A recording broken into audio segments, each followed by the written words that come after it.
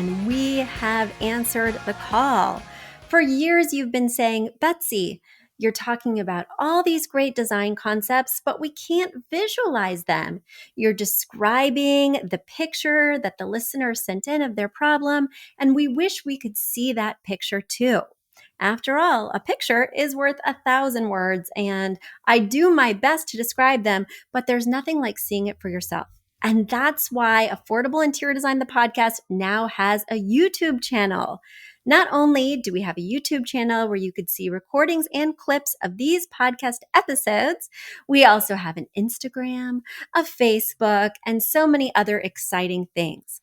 You should check it out. Head over to affordableinteriordesign.com/links.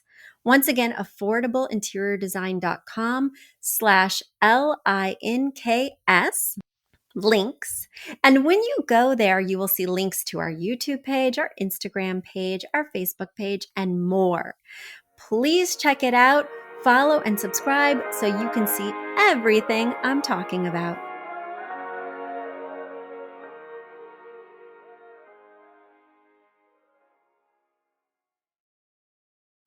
Hello, friends. This, again, is not Betsy. It's Catherine, the producer who puts all this content up in the air so you can bring it back down onto your phones or whatever device you use.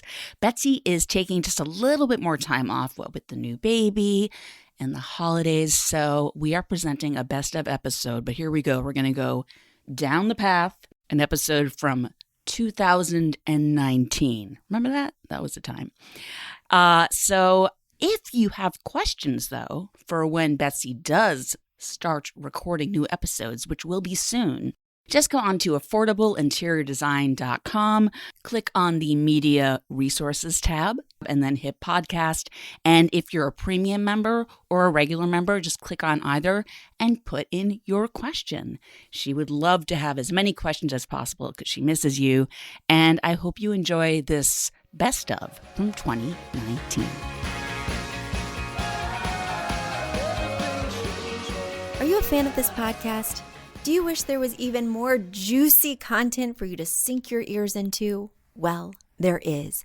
You can become a premium member of this podcast for $5.99 a month and get full access to an archive of over 50 bonus episodes. Additionally, we release a bonus episode every single month. That's a ton of extra content, including my personal interior design diaries, extra tips, my talking about trends, and so much more. Additionally, you'll be keeping us on the airwaves each and every week because your premium membership money goes directly back to making this podcast amazing. Check us out at affordableinteriordesign.com. Click on podcast to learn more and to become a premium member today.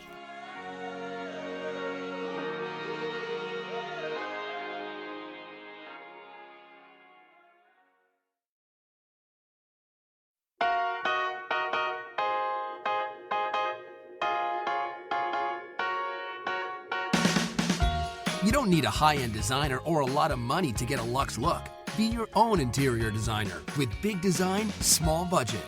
Here's your host, Betsy Helmuth.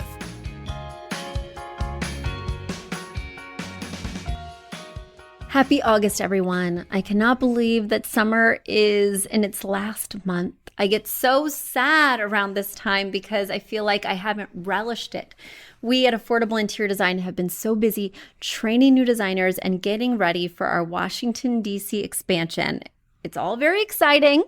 I'm super revved up, but at the same time, it takes a lot of time and we've got tons of momentum. So I hate to slow it down so I can go on a beautiful beach vacation. So instead, I'm not taking a vacation. Did you just see tears rolling down my eyes? You can hear them, I'm sure. So I'm not going on a beach vacation. Instead, I am working on our training program, refining it, making it even better so that after we finish training our new designers here in New York City that are officially starting work this week, well, then we will have our new crop in Washington, D.C. that will officially be starting at the end of September. I'm so excited. So if you know an amazing designer who lives in Washington, D.C., please have them send their resume to hiring@affordableinteriordesign.com. Hey, you never know. You might be an amazing designer in the Washington, D.C. area. And like I said, please send your information along to my hiring assistant, Sharon, at hiring@affordableinteriordesign.com. We can't wait to grow. We can't wait to take our method, our tried and true with thousands of clients here in the tri-state area, our design method to other areas and be able to offer this affordable service with our amazing trained experts. Anyway, I digress. It is time, without further ado, to get to your questions. So many amazing questions have come in, and I'm going to be checking them out for the first time. I just got the mailbag from my lovely assistant, Karen, moments ago. All right, let me dive in. My first question comes from Jenna. Jenna writes, Betsy, thank you for putting out content that is fun and educational to listen to. Big Design Small Budget is one of my top picks for my podcast time. Thank you for sharing your wealth of knowledge and experience with those of us that like to daydream and make our homes feel and look great. I love your ability to keep it real, and I am afraid that by sharing these pictures, I might be in for a Betsy smackdown. However, my 2-year anniversary of being in my home is quickly approaching and this space is still bare. I would love it if you'd have some time to share some ideas. I've attached a couple of my pictures of my living room to hopefully give you a feel for the space.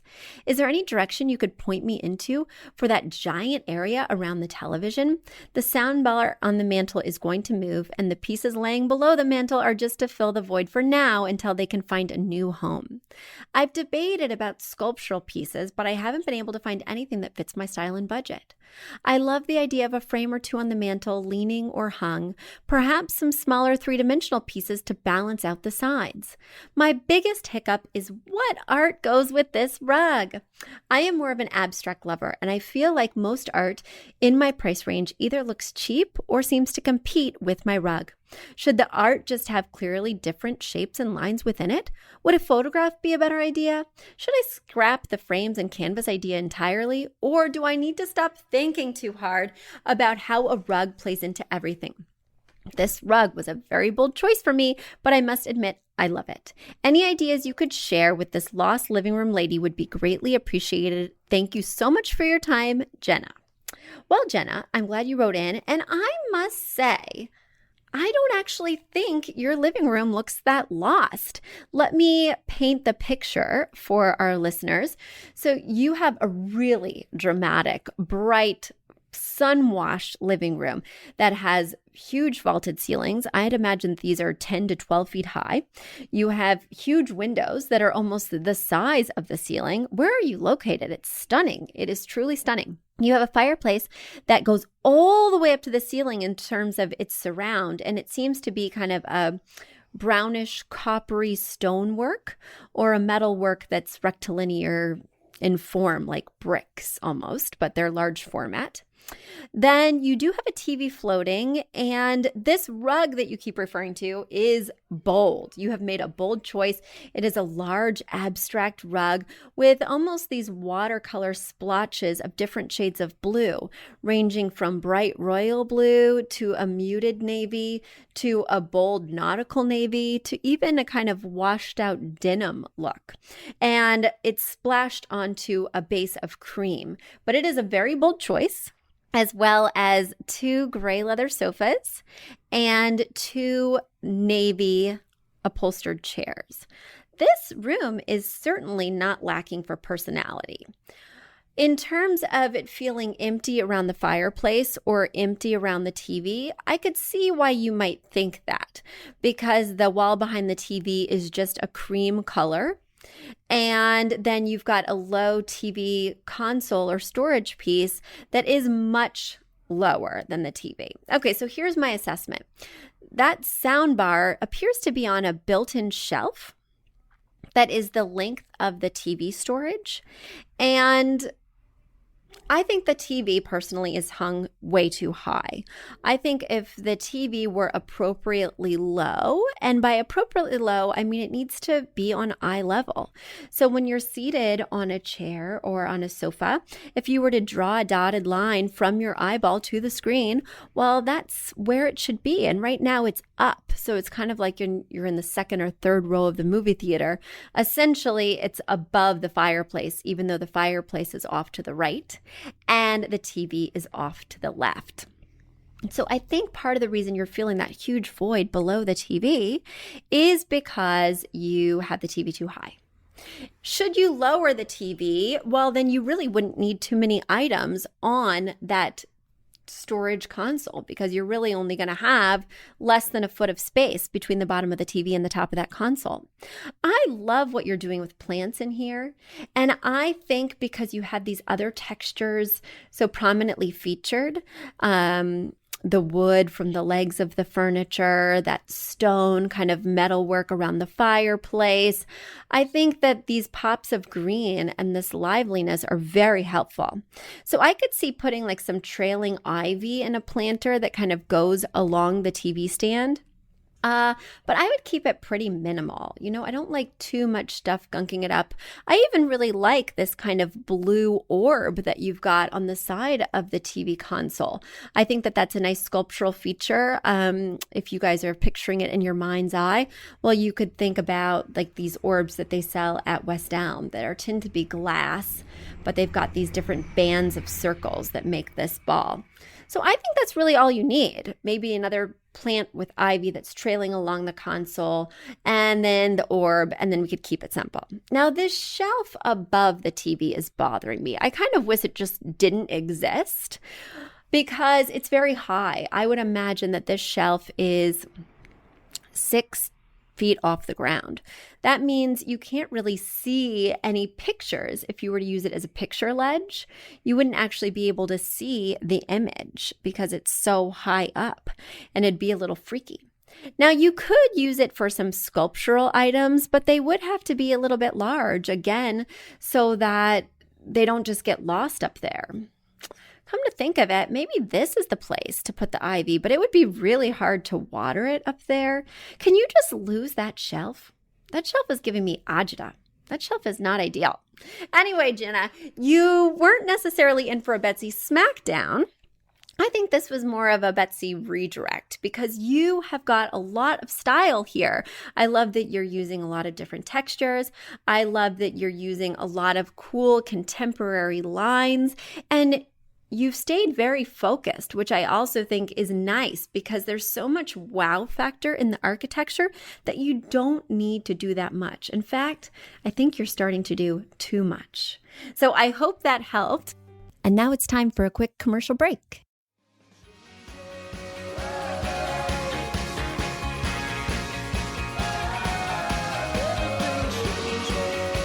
Have you ever dreamed of becoming an interior designer? You don't want to go back to university, you don't want to work for a large firm, but you just don't know how to get started. You want flexibility, you want to pursue your passion, and you want to make income. Well, you should definitely check out the Uploft Interior Design Academy. It's my proprietary program that I've used internally for years and have made available to the public. Not only do you get video modules that you can take at your own pace, but you also get one-on-one coaching sessions with me, group coaching sessions with our Facebook group of Academy students, and so much more. If you're interested, get more information and sign up for an exploratory call with me at affordableinteriordesign.com/academy. Once again, that's affordableinteriordesign.com/academy. It's time to start living the life of your dreams.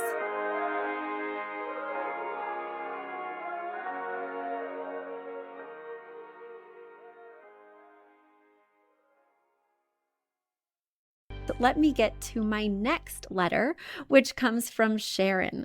So Sharon wrote me, Betsy, I just moved to the Fort Wayne, Indiana area. Within the last 2 years, I've decided to start my own business called Inspirational Designs by Sharon.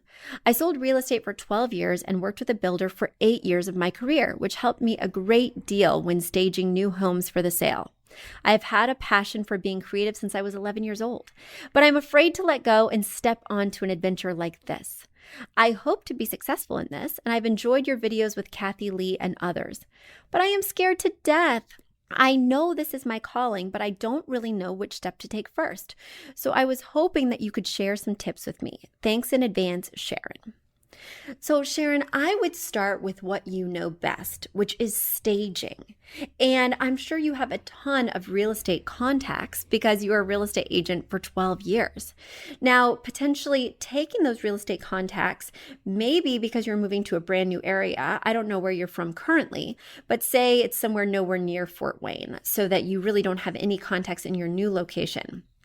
But in your current location, could you offer a virtual staging package? Something where you could provide people advice online about what they could do differently and then market that package to your real estate contacts, where you currently are? I think that would be an amazing first step. And then you could charge a relatively low amount for that package because it's all virtual. So you could do it in your jammies, quite frankly. And then you could get a lot of people giving you great reviews.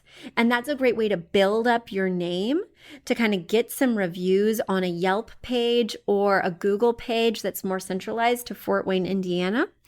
And that way people can see that you have a body of work. Now, in this line of business, what people really want to see, even more than reviews, people want to see pictures. They want to see images of what you've done. So I'm very excited that you are moving to a new location because it's the perfect opportunity to totally do your place. So make sure that you feature before and afters of your home, of every room in your home. Make sure that you make it as nice as you can within a budget and take a lot of professional quality pictures of those rooms. That can be your portfolio builder. I know that on every website I've ever had for my business, I've always featured my home because it's space I can micromanage. I can easily get access to take those pictures because I live there. And of course, I'm going to give permission to utilize those pictures because it's to promote my business. All these things can be obstacles when you're working with a client. They may not want you to feature pictures of their home. They may not feel comfortable having those images out there, even if they're anonymous. So just because you design a space for someone does not mean you're going to get pictures of that space. But say you were working with friends and family, or say you want to offer an affordable package that's just moving around what people already own. Well, there you could get some quick win pictures that could really help your website be easy to turn around, which means you could charge much less for them. And then you could also turn all those clients into reviews. You could say, you know what, I'm going to give you an awesome deal on this package. I'm going to give you professional quality pictures that you can show to all your friends, but in return, I would love a review if you're happy with my service. So these would be some recommendations I have for you, Sharon, on just how to get those wheels turning. But for so many people, they feel like this is their calling. They feel like they have an amazing eye for design. And I do think that interior design is a skill that can be learned rather easily.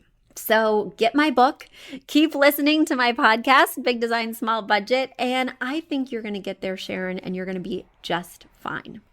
Let me get to one last question before I sign off for the day.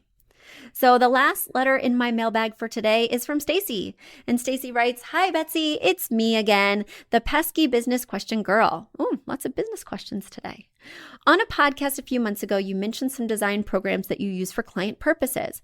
You suggested one that you prefer. Can you tell me the name of that program again? I feel like I live on an island in West Virginia. If I could create sample sketches, perhaps I could help potential clients exactly understand what I can do. Best, Stacy. So Stacy, yes, I use some very simple programs that I think are super user-friendly, even if you do not come from a design background. One of those programs is Icovia. Now, you can play around with Icovia before you buy it on websites like Raymore and Flanagan, like I think they had it on Linia Rose the other day, on Ashley Home Furniture. They have a section called Room Planner. Even I think on West Elm, they have it. And you can go click on it and you can play around with it. But it is the most user-friendly floor plan that I have found that is also a really interesting tool in the fact that they have these images of furniture that are like little stickers. So I feel like I'm going back to elementary school and using my sticker book as a floor planner, because you can choose a sofa that has pillows, you can choose the type of plant you want to drop in, you can choose an armchair or a slipper chair. No other program that I know of has such a diverse range of images that you can really adapt so that your clients can really visualize what's going to be going on. They have pool tables, they have dartboards, they have kitty cats rolled up in a ball. They have like kids playing blocks and doll houses. So I can really bring a floor plan, which is otherwise a kind of technical document, to life with these fun little stickers, I call them. I also love using Pages on a Mac to make all my mood boards. It's very easy to clear out a background. It's very easy to drop in an image from a website and modify it so that it almost has a 3D rendering type feel. And there's lots of good tutorials for both of these programs available online for free if you just search on YouTube. Now, my designers use other programs as well. So Kelsey uses Illustrator to make her mood boards. I know Paulina and Jeannie adore Olio board. For floor planners, we just haven't found a better one. So I must say that everyone at Affordable Interior Design uses Icovia, except for Kelsey, who likes AutoCAD, but it is very technical and uses so many. Well, it's also super expensive. And if you haven't been to design school, don't even go there. Do not go there. All right, Stacy. So I hope that helped. I love sharing design advice with you, business advice with you. So keep writing in each week these fresh questions. Keep it lively for me. You can send them to Betsy at affordableinteriordesign.com. And I will catch you next week. Bye.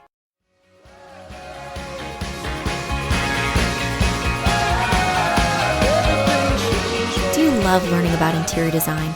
Do you wish you could know even more about feng shui, styling your home, where to buy the perfect furniture pieces, and more? Well, you can. We offer online classes.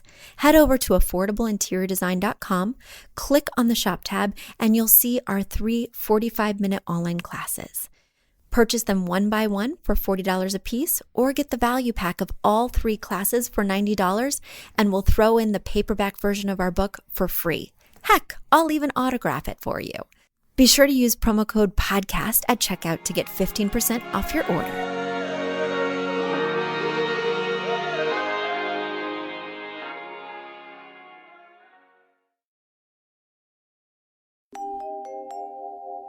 A big thank you to our amazing producer, Catherine Heller, to Aton and the MVCR House Band, and to Affordable Interior Design, the sponsor of this podcast and the premier place to get an amazing look on a budget. Check out affordableinteriordesign.com. If you guys love the show, the very best way to support us is by spreading the word. Tell your friends or write us an awesome review on iTunes. So until next week, guys, thanks so much for joining us, and I'll talk to you soon. Bye.